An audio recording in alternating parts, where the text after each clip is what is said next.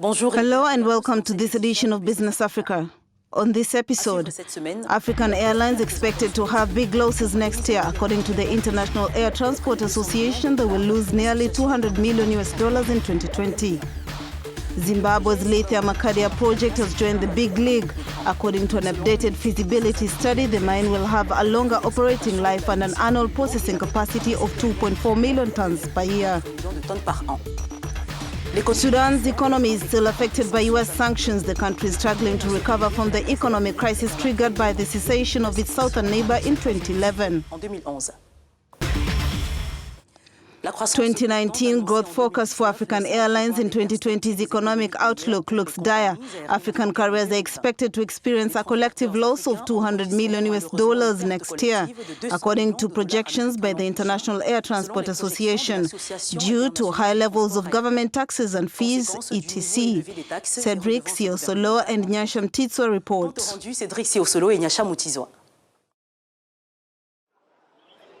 The year 2020 holds bad news for African airlines.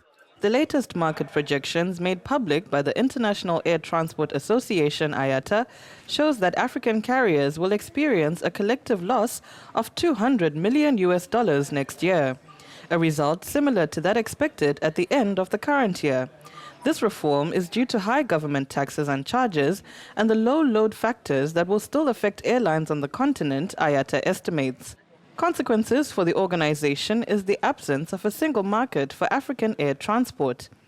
This year, however, African markets have experienced relatively good economic growth, which is expected to increase next year.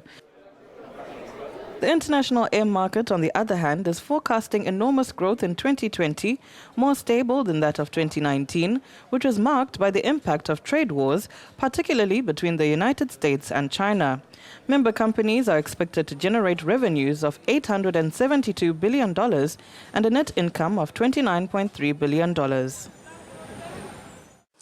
To discuss it further, Romuald Ngoyap, a journalist and air transport specialist, joins us from Douala, Cameroon. Hello, Romuald, and welcome to Business Africa. Hello and thank you. This is an opportunity to discuss with you the theme of air transport on the African continent. Tell us more about the projected loss by African aviation in 2020. On the outset is that African airlines are currently operating in the most expensive air transport environment in the world. For several reasons. Airlines on the African continent today suffer from very high operating costs, particularly due to a variety of taxes, duties, and airport charges. There's also the fuel factor. Another reason why airlines are making losses on the African continent is the very poor intra-African connectivity. In addition to this factor, we can also mention the restriction of traffic rights that do not allow African companies to operate in an optimal and competitive environment. One of the most important aspects is the granting and obtaining of visas for African citizens. Two other important points: the financing of aircraft. It should be noted that on the African continent today, most airlines often operate with thin and aging fleets because acquisition of aircraft in the world of air transport is very complex and requires a lot of funding. The last point is the simple principle of currency fluctuation. Mais une fois qu'elle se déploie sur les aéroports à l'international, là-bas étant soumise au paiement des frais, carburant, des parkings et taxes aéroportuaires en devises, à des devises qui sont souvent fortes. What should be done to make African civil aviation profitable and efficient? First of all, it must be said that the opportunity exists. The market is there, and all traffic trends indicate it.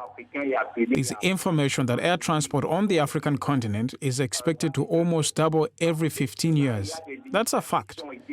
In addition, there are initiatives that have been taken and are currently being led by the African Union.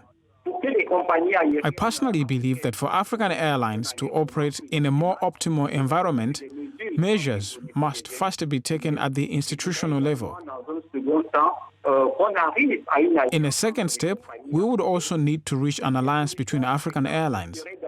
One way, for example, would be to move towards accelerating the implementation of initiatives that have been taken by the African Union for some time, in particular the single market for air transport that was officially launched in January 2018 and is currently in its implementation and operationalization phase and will need a further boost. Does the recently signed Open Sky benefit these airlines? This is possible in the sense that the single market for air transport comes with its own objectives. It comes to liberalize air transport. Liberalizing air transport means opening up African skies to healthy competition between African airlines. For example, there would no longer be a reason why a carrier like Ethiopian Airlines would not be able to offer a route between Douala and Bafoussam in Cameroon, for example.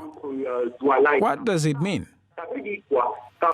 It will generate competition between airlines, and with competition will come an improvement in the quality of services.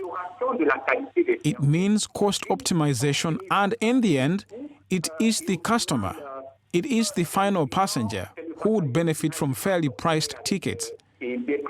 That means increased travel for African citizens looking to visit other African countries.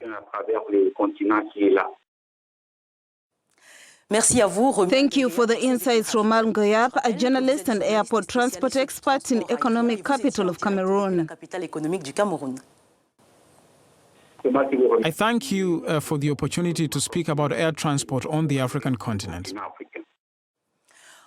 We take a short break, but tune back in as we dissect the Lithium Acadia project in Zimbabwe and the effects of American sanctions on Sudan. À tout de suite.